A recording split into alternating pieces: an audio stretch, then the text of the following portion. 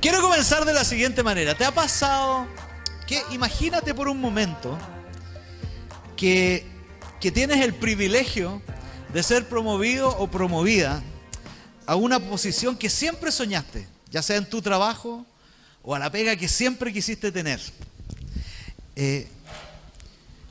¿Cuál sería tu oración si hoy día domingo te dijeran ya, mañana entras a trabajar en el trabajo que siempre soñaste? ¿Cuál sería tu oración en la noche antes de acostarte? No me lo digas, solo piénselo. Si Dios te diera esa bendición,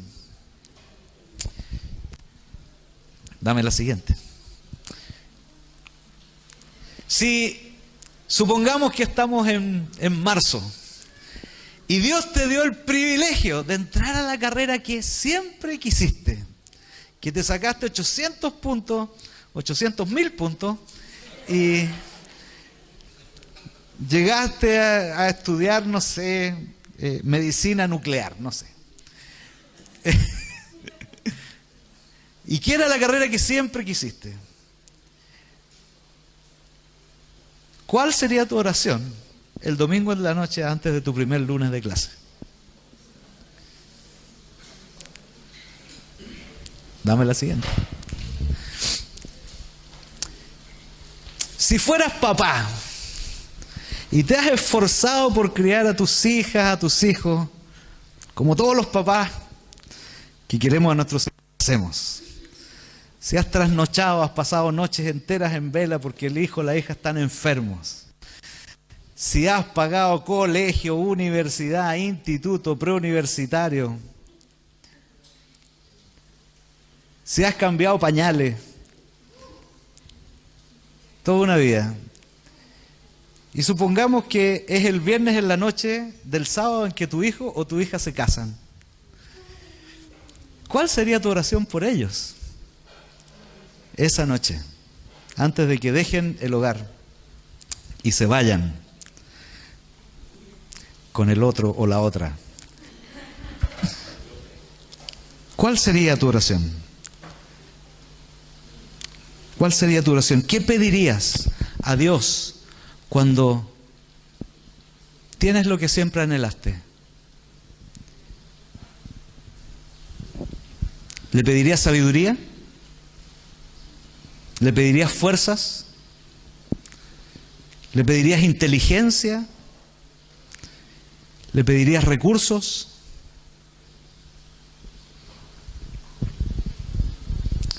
Yo quisiera un poco invertir esa supuesta oración, agregar un elemento que es importante, y es pedirle al Señor capacidad para obedecerle,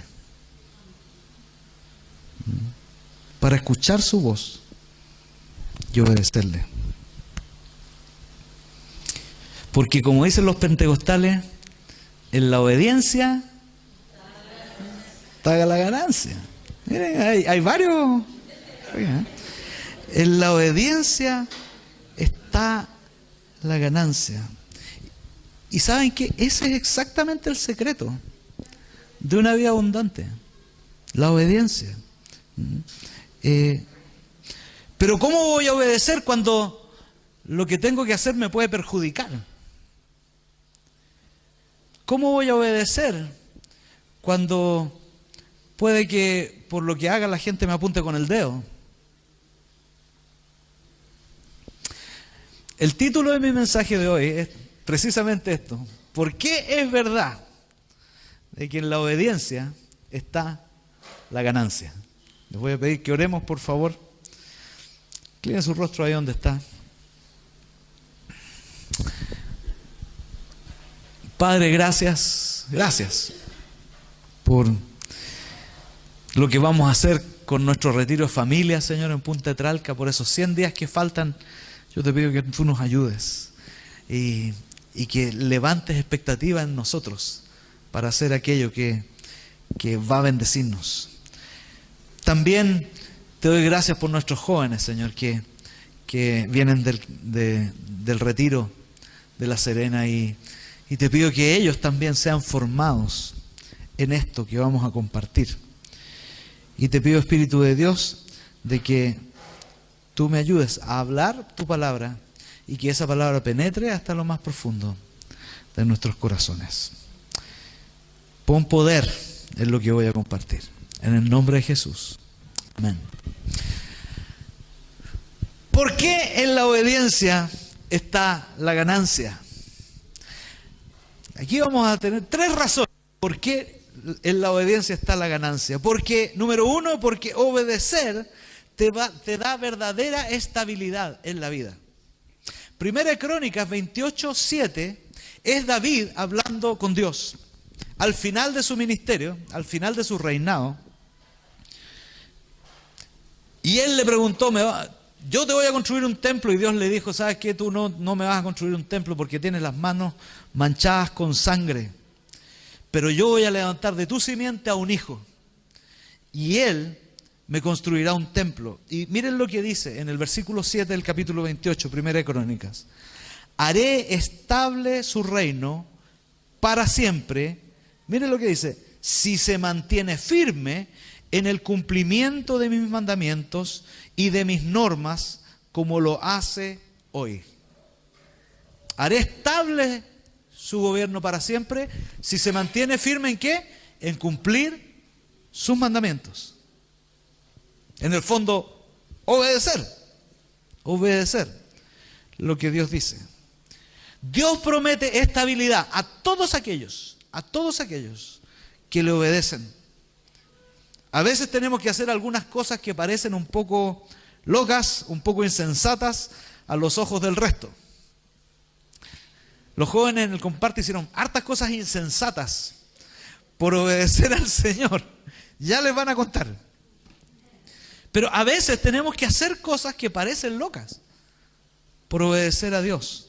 O a veces simplemente tenemos que tomar decisiones que nos apartan de caminos que nos llevan lejos de Dios.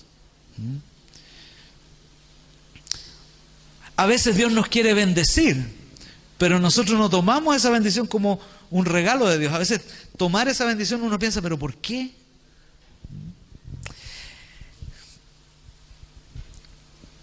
Ahora en el Comparte conversé con una pastora que había sido hija de pastores, de familia de pastores. Y en la denominación donde su papá pastoreaba, los pastores duraban 4 años y después los cambiaban de lugar. Cada 4 años tenían que irse cambiando. Imagínense lo que significa para una familia, cada 4 años sacarlos del colegio, buscar otro colegio, meterlos a otro. Y dice que ella recorrió todo Chile así. Pero nunca tenía muebles, nunca tenía casa, nunca tenía amigos estables, nunca. Y pasó el tiempo, estudió y se casó. Y su marido, pasado un tiempo, le dijo, ¿sabes qué? Vamos a comprar una casa. Y para ella lo encontró el colmo de la herejía. Que era absolutamente, era extraño, era ¿cómo voy a estabilizar mi vida? ¿Cómo voy a anclarme en una parte? ¿Y eso no será poco espiritual?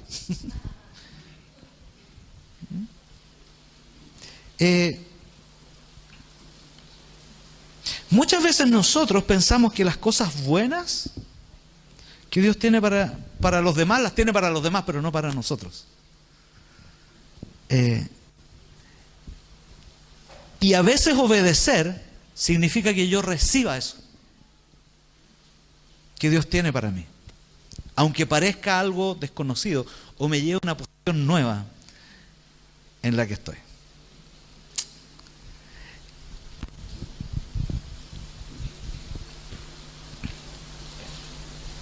Hay veces que fe significa entrar en la disciplina del Señor, en la estabilidad de Dios, y luchar con esta sensación de que tener esto o aquello es poco santo. O voy a perder mi llamado o cosas así. Si buscas de veras obedecer a Dios, nunca va a ser así. Mi esposa dice algo, nunca te perderás ninguna de las buenas bendiciones que el Señor tiene para ti si le obedeces. En la obediencia está la ganancia. En la obediencia está la ganancia. Cuando estudiaba música, tenía oportunidad de tocar en varios lados, para ganar plata, para foguearme y para hacerme un poco más famoso de lo que quisiera. Y sin embargo yo sabía en mi corazón que tenía un llamado y parte de ese llamado contemplaba dirigir o tocar en la iglesia, como Bastián lo hace, como varios de nosotros lo hacemos cada domingo. Y saben, coincidía esto porque por lo general tocar en festivales, tocar en la tele, tocar en teatros y cosas así, casi siempre esas cosas se hacen los viernes por la noche o los sábados por la noche. Y si tocas en una fiesta o en algo así, es toda la noche. Y desde que empecé a estudiar y me empezaron a ofrecer esas cosas, me empezaron a llegar ese tipo de ofertas, yo las rechacé. ¿Por qué? Porque el domingo tenía que tocar en la iglesia. Y yo no iba a llegar con los ojos por acá, por el cerebelo, pasado a Sprite. No iba a hacer eso. ¿Por qué? Porque yo tenía un llamado. Yo no iba a hacer eso.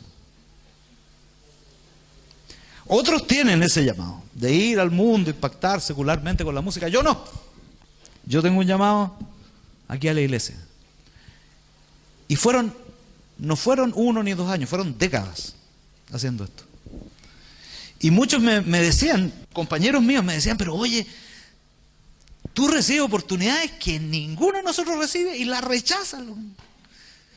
Yo les decía, pero la verdad es que no me interesa. Ahora no les iba a decir, no, porque yo tengo un llamado, aleluya, no me van a entender. Pero no sabes que yo voy para otro lado. Y algunos entendieron cuando los invité a la iglesia y fueron, ya, ahí entendieron. Pero en general, muchas veces tienes que hacer cosas que la gente no entiende por obedecer a Dios.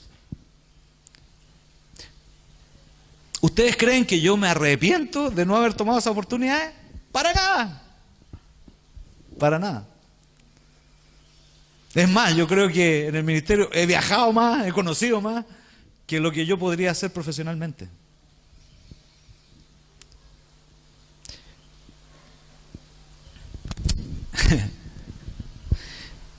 Esto de obedecer a Dios es como el póker. ¿Alguien ha jugado póker alguna vez? Yo voy a cerrar los ojos, usted levante la mano nomás. ¿Ya? Pocos han jugado al póker. Es un juego de maleantes eso. En el póker te pasan 5 cartas. Y tú apuestas por el juego que tiene el otro, sin ver. Entonces pones 2 fichas, 3 fichas. A veces es plata, a veces... Yo jugaba con fichas nomás. Y iban subiendo la apuesta en la medida de que tú creías que tenías mejor juego que el otro. Y seguías subiendo la apuesta. Y es un juego muy psicológico, porque es una cuestión de tensión. ¿Hasta qué punto yo creo que realmente tengo mejor juego que él? O hasta qué punto él me está haciendo trampa y tiene cualquier cosa y... Hasta que uno de los dos te dice algo. ¿Qué tiene que decir? Pago por ver. Tú jugás al póker, Pati, mira. Si quieren aprender póker, vamos a hacer un taller de póker en la fundación con la Pati. Subías y subías la apuesta hasta que uno de los dos decía pago por ver. ¿Qué quiere decir? Que si tú pagabas, el otro te tenía que mostrar su juego. Y una vez que pagabas por ver, como que la tensión en la sala bajaba así. Porque ya pagabas por ver, pero ya pagaste por ver. ¿Saben? Obedecer a Dios a veces es subir la apuesta sin ver. Es subir y subir la apuesta sin ver.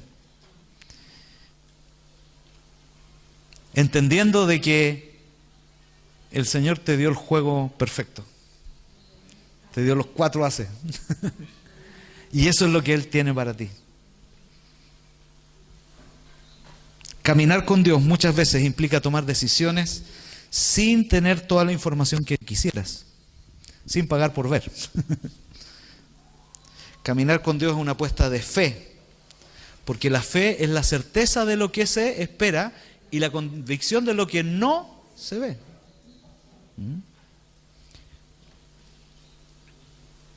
Entonces, ¿por qué en la obediencia está la ganancia? Número uno, porque obedecer te da verdadera estabilidad en la vida. Estabilidad de verdad, ¿eh? De tener paz, de que estás haciendo la voluntad de Dios, aunque no veas todo, aunque no veas todo. Segundo, ¿por qué en la obediencia está la ganancia? Porque obedecer te hace una persona que bendice a otros y prospera. Obedecer a veces implica dar sin esperar recibir nada a cambio, solo convencido de que Dios te impulsa a hacerlo.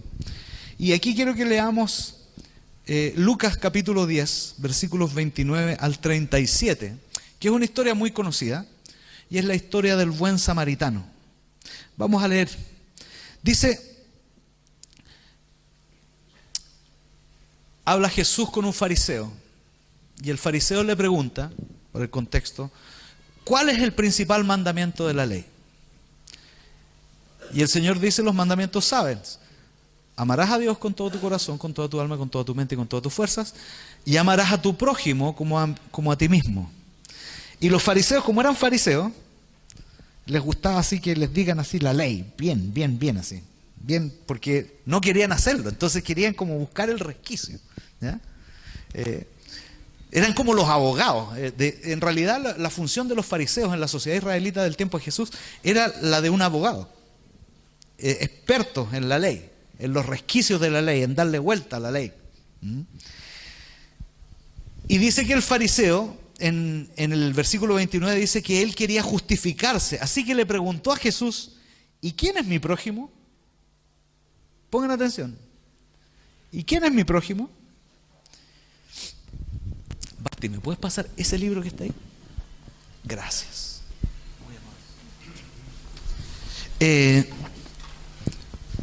Respondió, bajaba un hombre de Jerusalén a Jericó y cayó en manos de unos ladrones. Le quitaron la ropa, lo golpearon y se fueron, dejándolo medio muerto. Resulta que viajaba por el mismo camino un sacerdote, quien al verlo se desvió y siguió de largo. Así también llegó a aquel lugar un levita, y al verlo se desvió y siguió de largo. Pero un samaritano que iba de viaje llegó donde estaba el hombre, y viéndolo se compadeció de él, se acercó, le curó las heridas con vino y aceite y se las vendó. Luego lo montó sobre su propia cabalgadura, lo llevó a un alojamiento y lo cuidó. Al día siguiente sacó 2 monedas de plata y se las dio al dueño del alojamiento. Cuídenmelo, le dijo, y lo que gaste usted de más se lo pagaré cuando yo vuelva. Y ojo con la pregunta. ¿Cuál de estos 3 piensas que demostró ser el prójimo del que cayó en manos de los ladrones? El que se compadeció de él, contestó el experto en la ley. Anda entonces y haz tú lo mismo, concluyó Jesús. ¿Cómo se relaciona esto con la obediencia? Se relaciona en el punto en que Dios nos pone en situaciones en las que tenemos que salir de nuestra agenda, de nuestro diario vivir, de lo que queremos hacer, de lo que teníamos planificado, y hacer algo por otra persona. Abrir nuestra boca y entregar una palabra a alguien que la necesita. O cuando Dios te impulsa a darle algo a alguien. Y la historia dice que este hombre estaba tirado ahí, golpeado, y pasó un fariseo y le hizo la finta. Lo vio, pero le hizo la finta. Pasó un levita y levitó. Por eso se llaman levitas, que levitan a hacer cosas. Y levitó. Pero pasó un samaritano, Ahora, cuando uno lee esta historia y dice el buen samaritano, sí, el buen samaritano, uno tiene que leer el contexto, porque la Biblia dice que los judíos y los samaritanos no se trataban entre sí. O sea, quiere decir que no se podían ver entre ellos. Entonces Jesús les dijo, miren, ustedes son judíos, samaritanos, como para picarle en la guía, ¿me entienden? Como para, oye, pasó un samaritano. ¿Cómo diríamos nosotros? Y pasó un argentino, no sé. La parábola del buen argentino. Yo creo que si Jesús contara la parábola en Chile, sería esa, la parábola del buen argentino. Los queremos a los argentinos. Mis mejores amigos son argentinos, así que yo los quiero mucho. Solo cuando hacemos mapa y jugamos a la pelota, ¿no? Ese es el problema. Henry Nouwen, en este librito que le pedí al Basti que me traiga, que se llama Pan para el viaje, hace un devocional sobre este versículo precisamente, y quiero leérselo brevemente. El título del devocional, que fue el de ayer en realidad, dice, ¿quién es mi prójimo? La pregunta es, ¿quién es mi prójimo? Y empieza así, amarás a tu prójimo como a ti mismo, dice el Evangelio en Mateo 22, 38. Pero ¿quién es mi prójimo? A menudo respondemos a esta pregunta diciendo, mis prójimos son todas las personas con las que comparto mi vida en la tierra. Sobre todo los enfermos, los hambrientos, los moribundos y todos los menesterosos. Pero eso no es lo que dice Jesús. Cuando Jesús cuenta la historia del buen samaritano, en Lucas 10, 29 al 37, que es los versículos que vimos, para responder la pregunta, ¿quién es mi prójimo?, concluye diciendo, ¿quién de estos tres te parece haber sido el prójimo de aquel que cayó en poder de los ladrones? ¿Quién de estos tres parece haber sido el prójimo de este hombre que cayó víctima de los ladrones? El prójimo, lo dice Jesús bien claramente, no es el pobre hombre que yace al borde del camino, desnudo, golpeado y medio muerto, sino el samaritano que cruzó al otro lado del camino, le vendó las heridas, derramando sobre ellas aceite y vino, y le hizo montar sobre su propia cabalgadura, le condujo al mesón y cuidó de él. Mi prójimo es el que cruza al otro lado del camino por mí. Dios me pide a mí hacer del que cruza, de los heridos, y ser el que cruza la calle por amor a ellos. Y eso es un acto de obediencia, queridos. La Biblia dice que el samaritano no le hizo la finta, sino que lo miró, se compadeció de él, se acercó. La primera operación de obediencia al mirarlo fue acercarse. La segunda dice, le curó las heridas. Le curó las heridas. Y se las vendó. Y luego lo subió a su propio auto. A su propia cabalgadura, dice. No le pidió un Uber, sino que lo subió a su auto. Todo ensangrentado, todo cochino. Y lo llevó a una posada. Lo llevó al hospital parroquial y pagó el pensionado y les dijo, ¿sabe qué? Atiéndamelo. Yo tengo que ir a trabajar ahora, pero a la vuelta yo le voy a pagar. Un acto de obediencia, el obedecer te hace una persona no solo próspera, sino que bendice a otros.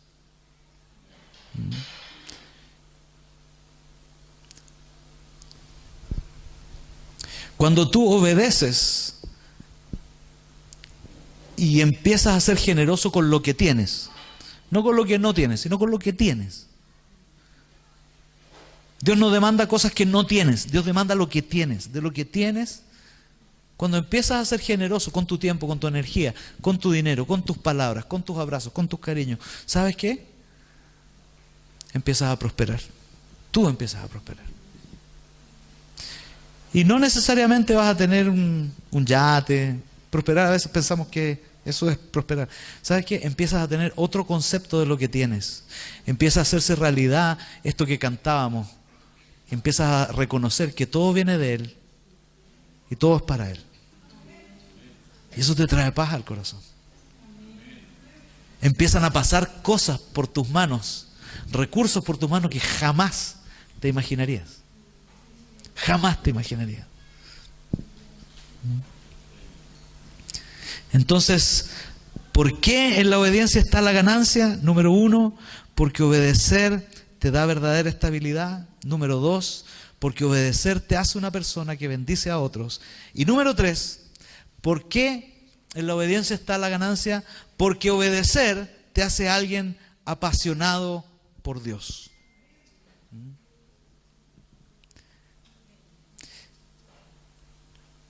¿Te ha pasado que de repente te encuentras con jóvenes como estos, apasionados por Dios?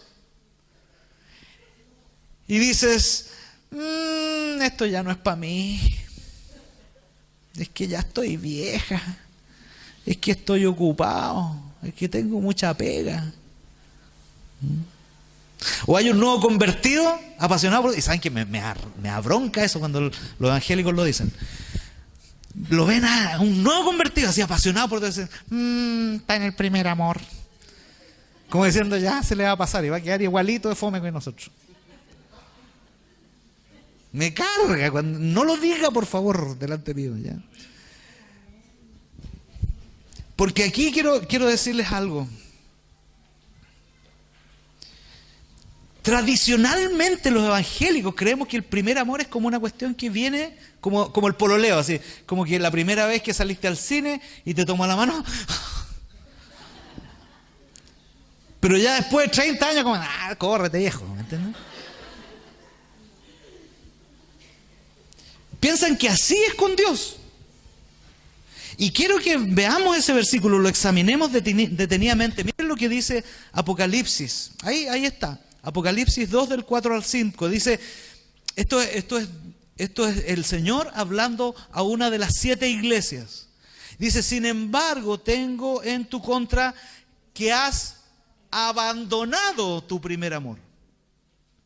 No es como que el primer amor se pasa, sino que uno lo abandona por otras cosas. Y nos acusa de pecado porque abandonamos nuestra pasión por Dios. ¿Se entiende? La palabra cuando habla del primer amor, habla como algo que se abandona o se recupera.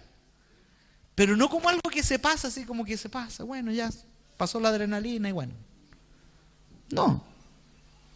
La pasión por Dios no es como la montaña rusa que sube y baja, el ascensor naranja. Y llegas y después un ratito colorado y después seguís caminando y te comí un algodón. No, no es así. El primer amor es algo que se abandona o se recupera. Y en ti y en mí está el ordenar mi vida y caminar con Dios para recuperar el primer amor. Y hay un solo secreto para volver al primer amor. ¿Sabes cuál es? Obedecerle. Obedecer lo que Él te dice. Si tú empiezas a obedecer, si yo empiezo a obedecer lo que Él nos dice, empezamos a vivir una vida de pasión con Él. No solamente escuchar, y saben, este es un tema también. Nosotros muchas veces pedimos que alguien me ore o nos ore para recibir la palabra, pero no tenemos la menor intención de obedecerla. Y pasamos de experiencia en experiencia, pero sin obedecer no hay pasión. El secreto de la vida abundante es la obediencia.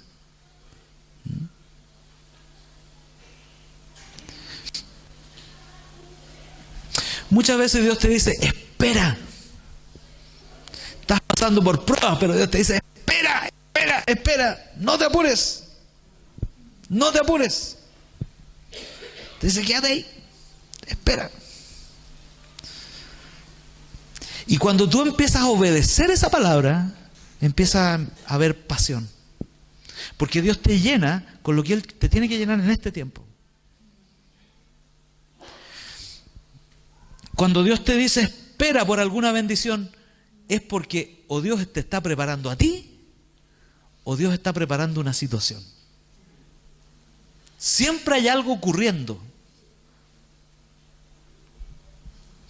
¿Te has comido alguna vez una presa de pollo y te das cuenta que está cruda? ¿A alguien le ha pasado eso?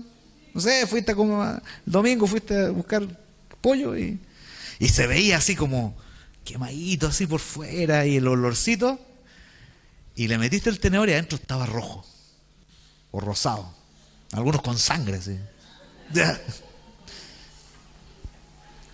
Por fuera se ven bonitos, pero le metes el cuchillo y dentro está crudo. A veces nos ponemos ansiosos porque nuestro amor de la vida no llega. El varón o aquella mujer que Dios tiene para nosotros no llega. Dios te dice, ¿sabes qué? Yo lo estoy preparando, espérate. Si te lo doy ahora, te lo voy a dar crudo. Y no es agradable. Dios no quiere darte el pollo crudo. No te apures. No te apures. Quiere que lo saborees cocidito. ¿Por qué no nos das un templo luego, Señor? Dios me dijo, yo lo estoy cocinando. Si lo recibes crudo, no te va a gustar. Y te puede hacer mal. Sé obediente. Dice la palabra en Isaías 40:31 dice: los jóvenes se fatigan y se cansan, flaquean y caen, pero los que esperan en el Señor, ¿qué tendrán? Nuevas fuerzas. Nuevas fuerzas. Caminarán y no se cansarán, correrán y no se fatigarán. Y saben, llega un momento en la vida, así como Dios te dice espera, llega un momento en el cual Dios te dice con lo que le dijo a Moisés a la orilla del Mar Rojo, cuando se empezó a abrir, cuando se iba a abrir, le dice: Señor, los egipcios los tenemos atrás. Y Dios le dijo: ¿por qué clamas a mí? Dile al pueblo de Israel que marche. Así como hay un momento en el cual Dios te dice espera, también hay otro momento en el cual Dios te dice marcha.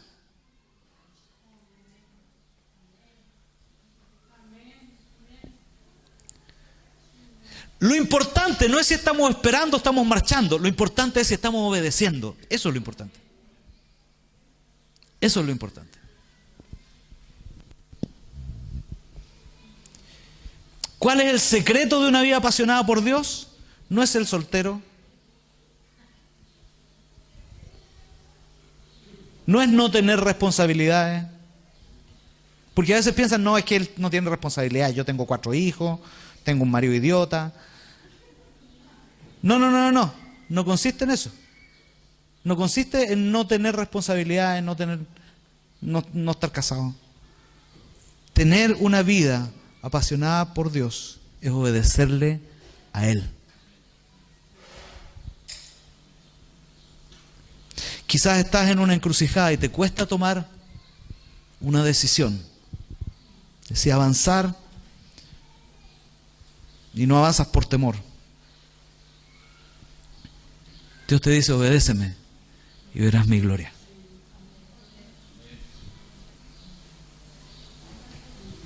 Quizás estás en una situación en la cual te da para tomar pasos medio impulsivamente.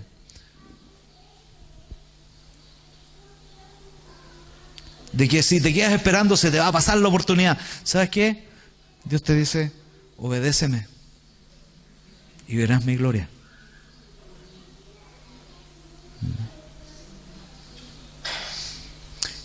¿Quieres vivir una vida apasionada por Dios? Obedécele.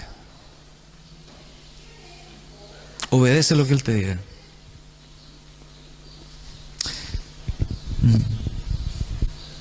Eso traerá vida, estabilidad a tu corazón.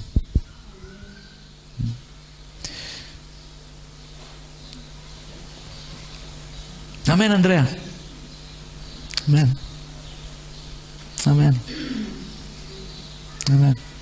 Oren por la Andrea. Me siento que Dios está hablando a ella. Ponga su mano ahí por Andrea.